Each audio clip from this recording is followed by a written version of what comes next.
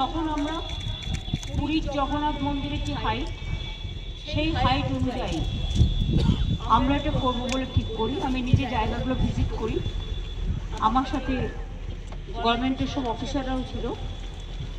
সেদিনের চিন্তাভাবনার জোরে আজকে 3-4 বছর টাইম লেগেছে এই এত সুন্দর একটা জগন্নাথ মন্দির, জগন্নাথ ধাম তৈরি করতে। এবং পুরীর সাথে নিশ্চয়ই আমরা তুলনা করবো না, কারণ ওদেরটা ওদের মতো, আমাদেরটা আমাদের মতো। ওদেরটা রাজারা করেছেন দীর্ঘদিন আগে, আমাদেরটা আমরা সরকারের পক্ষ থেকে করছি। টোটাল টাকাটাই সরকার। জায়গাটা অনেক বেশি আছে, এখানে প্রায় 20 একর জমি আছে।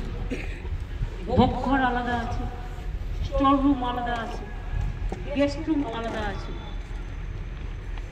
বিশ্রাম নেওয়ার জায়গা আলাদা আছে। পুজো দেওয়ার জন্য পুজোর ডালাঘর তৈরি হবে এবং সেলফ হেল্প গ্রুপের কিছু মেয়েকে লোকাল জিনিস বিক্রি করে দেওয়ার ব্যবস্থাও হবে, পাশে হবে, সেটা তৈরি হবে আস্তে আস্তে।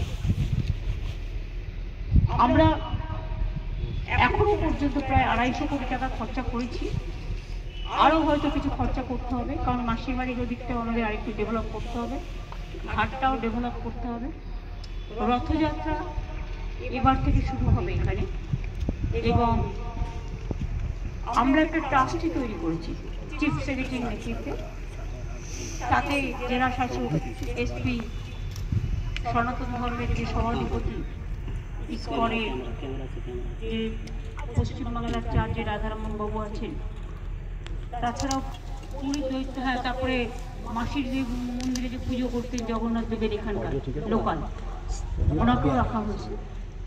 এবং ঠিক হয়েছে যে ওনারা 4 জন দেবেন লোকাল।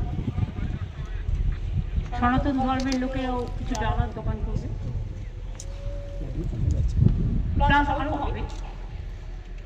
পুরীতে যেমন খাজা পাওয়া যায়, এখানে বাংলার যে বিশিষ্টতা, গজা, ক্ষীরের গজা, গুজিয়া, কালীঘাটের প্যাড়ার মতো প্যাড়া,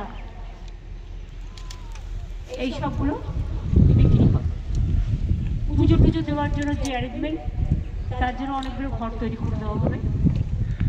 সেটা ট্রাস্টি বোর্ড দেখে নেবে, ডিএম এর উপর দায়িত্ব দেওয়া আছে, এসপি আছে, সবাই আছে, ডিসি আছে, সিএস আছে, হিটকো সবাই আছেন যারা এটা তৈরি করেছেন, চিফ ইঞ্জিনিয়ার আছেন, ট্রাস্টি বোর্ডের সকলেই মেম্বার থাকছেন। আমরা Press the subscribe button to stay updated.